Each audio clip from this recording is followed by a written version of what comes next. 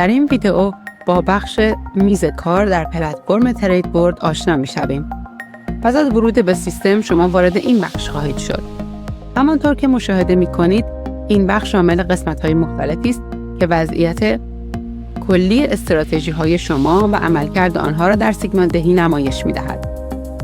در این بخش تعداد استراتژی‌های ساخته شده توسط شما و نوع آن که می‌تواند اندیکاتوری یا کدی باشد نمایش داده می‌شود.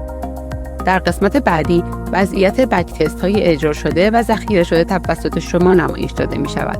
این نمودار مشخص می‌کند که بک تست‌های شما در چه تایم فریم‌ها و بازارهایی انجام گرفتند.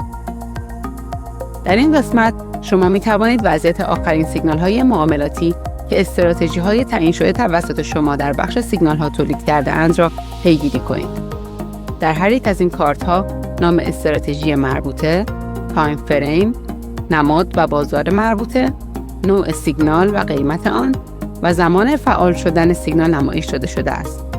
در صورتی که سیگنال‌ها از نوع ورود به معامله باشند، رنگ این کارت‌ها خاکستری است. برای سیگنال‌های خروج از معامله، در صورت سودده بودن معاملات، کارت سیگنال به رنگ سبز نمایش داده خواهد شد و در صورت زیانده بودن معامله بسته شده، کارت سیگنال قرمز رنگ می باشد. در قسمت بعدی می توانید عملکرد ربات‌های سیگنال دهی خود را در معاملات اخیر آنها مشاهده کنید. در این بخش هر نمودار وضعیت سوددهی یا زیاندهی معاملات اخیر یک ربات را نشان می دهد. با قرار دادن نشانگر موس روی هر یک از ستون‌ها می توانید زمان دقیق بسته شدن هر معامله و میزان سود یا زیان آن معامله را مشاهده کنید. نهایتاً قسمت آخر مربوط به نمایش وضعیت پورتفوی شما در بخش معاملات آزمایشی می باشد.